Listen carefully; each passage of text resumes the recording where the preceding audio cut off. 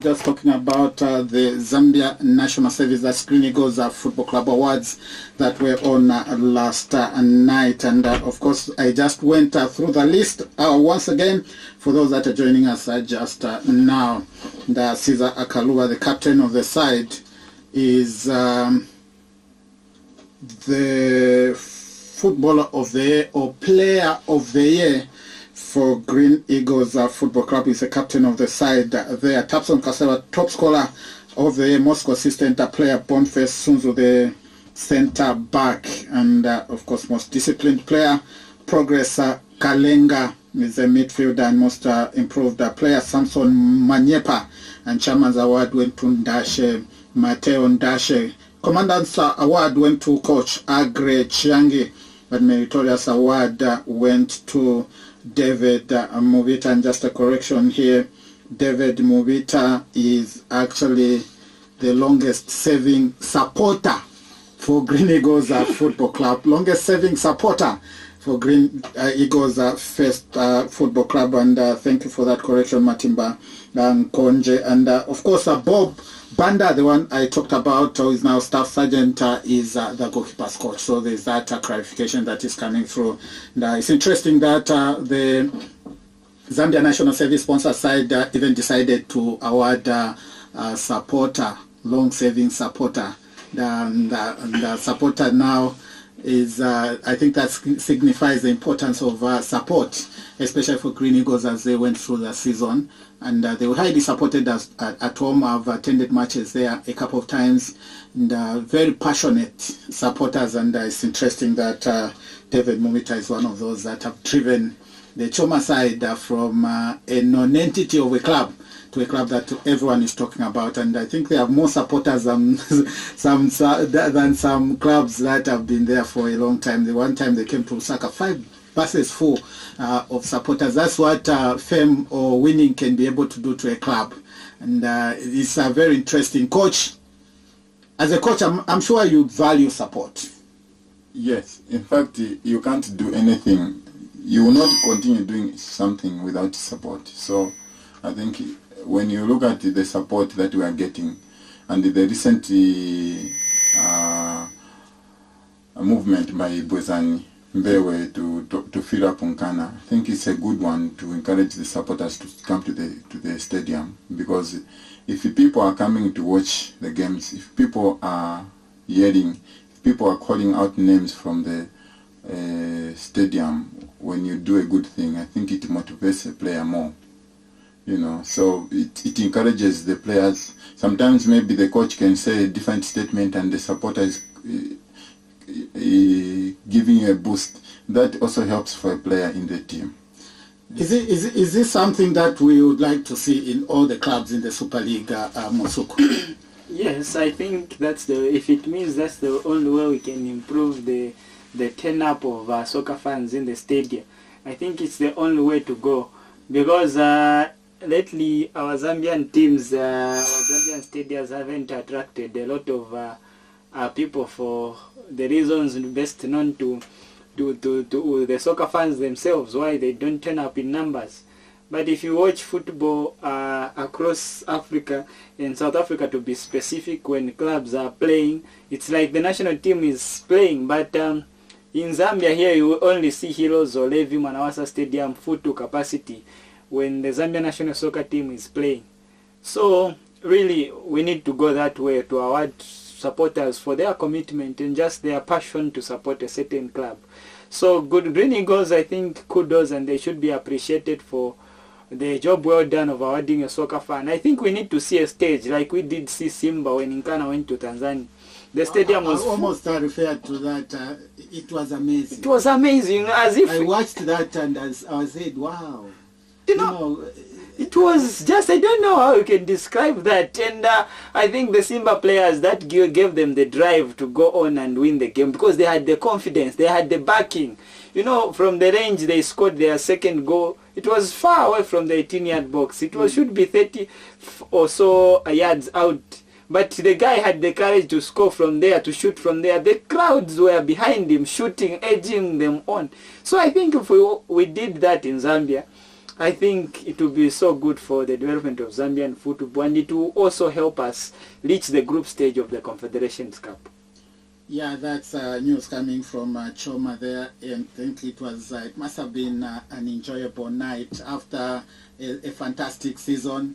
You do your maiden appearance in the CAF Confederations Cup, and they're not disappointed. And congratulations once again to all the winners and those that were promoted. Sergeant Mateo Ndashe, Sergeant Spencer Sautu, Sergeant Tapson Kaseva, Corporal Collins Mlenga, Corporal Samson Manyepa, and Corporal Anos Tembo, all promoted, including Staff Sergeant Bob Banda, who is the goalkeeper's coach. And congratulations also to David Mubita for being recognized as a supporter, and we're just thinking this is what should be done at all Super League clubs to be able to build their support base, because in Europe, I mean, clubs survive on gate takings, most of them, and a supporter is very important in that particular aspect. And there's news coming from Nkana Stadium. Nkana leading. That's Nkana leading. That's Pedro by a goal to nil. And the last time we checked, we got a feed from Matimba there that they're leading by a goal to nil. And no other than the scorer is no other than the one and only landlord. They call him landlord. Yes, Sate. How important is this goal, coach? And does Nkana need more goals? And how many more goals do they need? Nkana need about more than 2 goals, because if they did more than 2 goals without allowing San Pedro to score, it means they'll go there. The moment they add another goal, that means San Pedro will need about 4 goals. So they do 2 here, then they do 1 when they arrive in the Ivory Coast, then that will be done. Because if they do 3 on average with 1 away goal, because every 1 away goal, it attracts 2 goals for the home team to make sure that they win. So that means they will be on the higher side, they will be on the better side. Musuku, Sate seems to be coming back to his old best. There's a time that he was not scoring as many goals. Now and Nkana scored another goal. It's 2-0 now. In the case of Matimba, they're giving us that particular feed. Once again, it's 2-0. Coach, you are just talking, as you were talking, there's a goal that has come through, and it's 2-0 as we speak now. Musuku, some good prospect for Nkana. Yes, very much. You know, I honestly expected Nkana to score at least 2 goals in today's encounter, and it's no surprise that they have already managed to score 2 already in the encounter, and they still have some more minutes to go.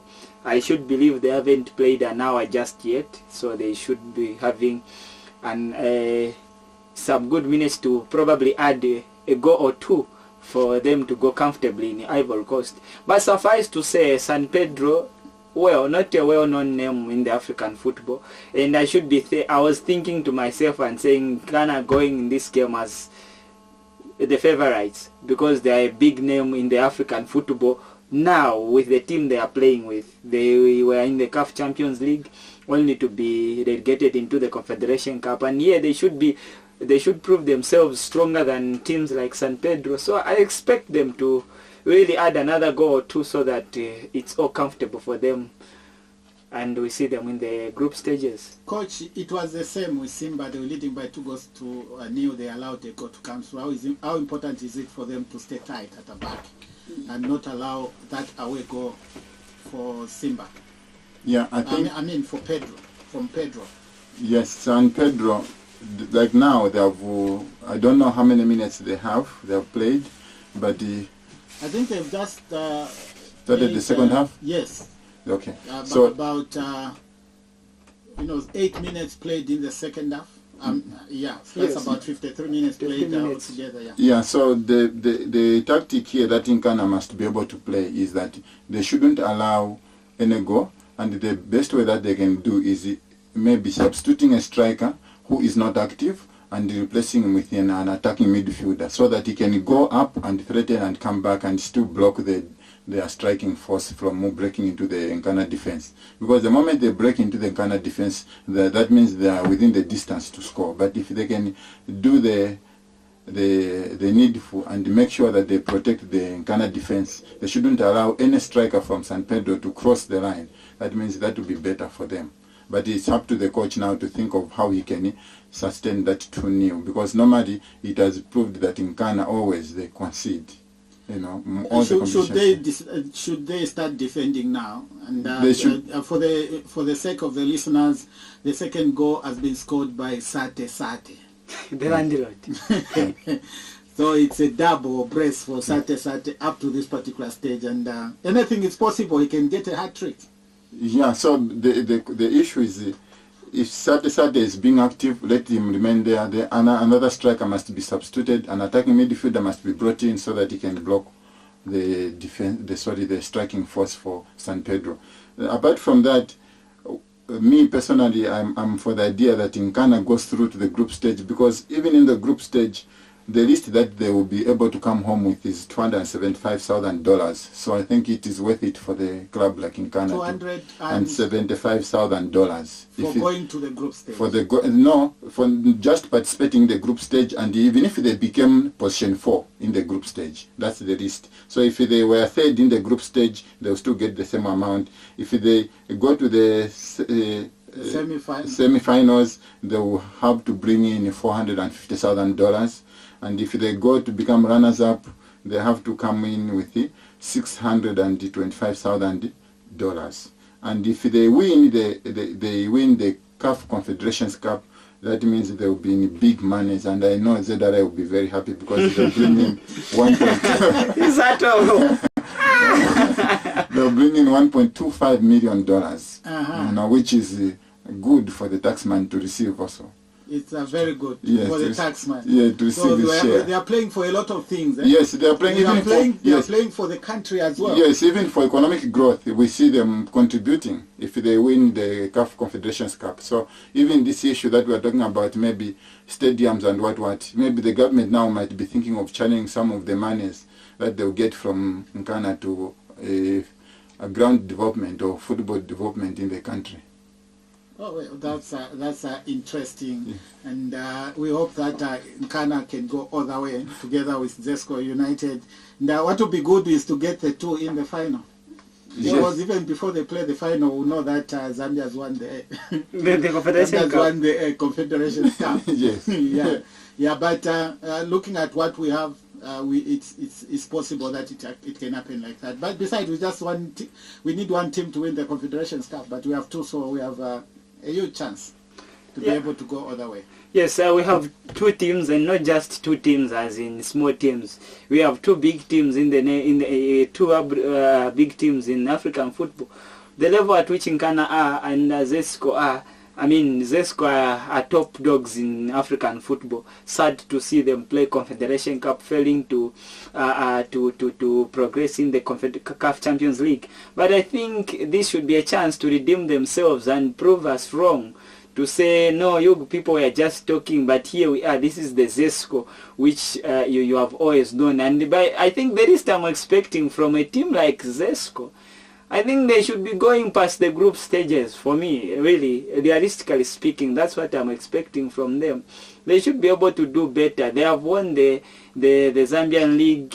They have won the Barclays Cup. They have been the dominant force in Zambian football. So, and I'm just thinking, this should be the time Zesco now does it at the continental stage. Enough of them. Of course, as we even know that West Africa, there's the dominance of West Africa and North Africa is no longer as strong as it was, because the last time we checked, South Africa were winning the CAF. Yes, so it goes to show you how the wind of change has just blown in African football. And if there was any time we fancied ourselves laying our hands on those two trophies, either the Confederation and the Champions League, I think it's now.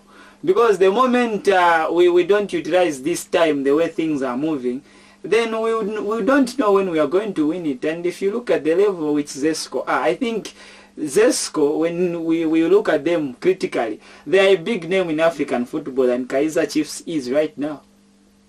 by performance, Yes, by performance, they are far much better than Kaizer Chiefs. not by the money. No, and- by performance. Not better, by performance. by performance. Yes. Yeah, of course, and especially that in the CAF Awards, the team of the year was Mauritania. Unbelievable. Yes. I mean, they have shown us, they have shown us how just talk football about has changed. Egypt, talk about Nigeria, talk about all these so-called big guys. Big guns. They were beaten to that award by Mauritania. Very small team. No, I was Very listening. small country. I was listening to this program and someone asked one of their guests to say, do you think Zambian teams and Zambian players watching the CAF Awards, does it motivate them in any way?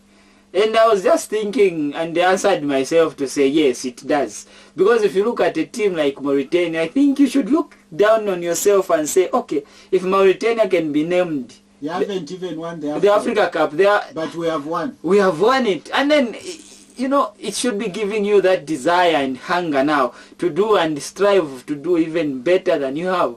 So I think the wind of change is here. CAF presidents has changed. The calendar is changing. So I think things are changing and we should also be in the bandwagon so that we can also be counted. Let's check on the other games that are being played in terms of the CAF Champions League games are on. There are 3 games that are on as we speak. TP Mazembe 0-0 with Ismail of Egypt, and there's a red card for TP Mazembe out there in DRC. They have to hold on to that particular lead, I think, and probably because they are a man down now. And I don't know how they're going to play out this particular one. And FC Platinum of Zimbabwe holding Orlando Pirates in Zimbabwe 0-0. And Justin Shonga, part of that particular squad for Orlando Pirates. And we thought the stadium is full to capacity in Harare there. And Orlando Pirates are failing to break down FC Platinum. And Simba of Tanzania, the Simba Sporting Club of Tanzania, are up by a goal at home against Saoura of Algeria. This game is 60 minutes played up to this particular stage. And in the CAF Confederations Cup, it's 66 minutes in Ghana 2 and San Pedro 0. And 67 minutes played, Vipers of Uganda 0 and SCS Sfaxien of Tunisia 0. And African Stars of Namibia 22 minutes played, 0-0 with Raja Casablanca. And TP have a red card and they are at home. What should they do, coach? They are at home, they have a red card. Because they have to score. It means that they will open up at the back, and that could be dangerous for them.